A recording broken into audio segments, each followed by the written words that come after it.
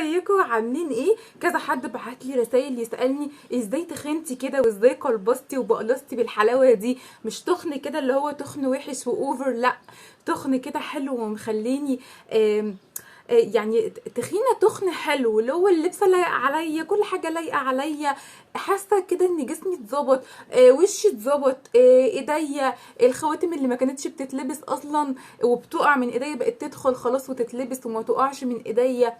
حاسه كده ان انا مبسوطه، يعني تخنانه ومبسوطه. انا جايه اقول لكم على المنتج اللي بجد تخني، اللي هو اكس لارج هيربل. المنتج ده تحفه تحفه تحفه. بصوا هو عباره عن ايه؟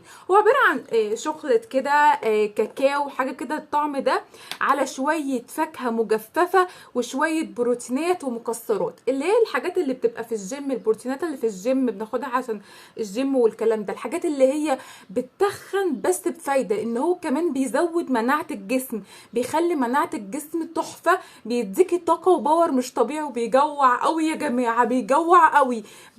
باخد معلقه قبل الفطار على كوبايه العصير، محضره كوبايه العصير او كوبايه اللبن، معلقه قبل الفطار ومعلقه قبل الغدا.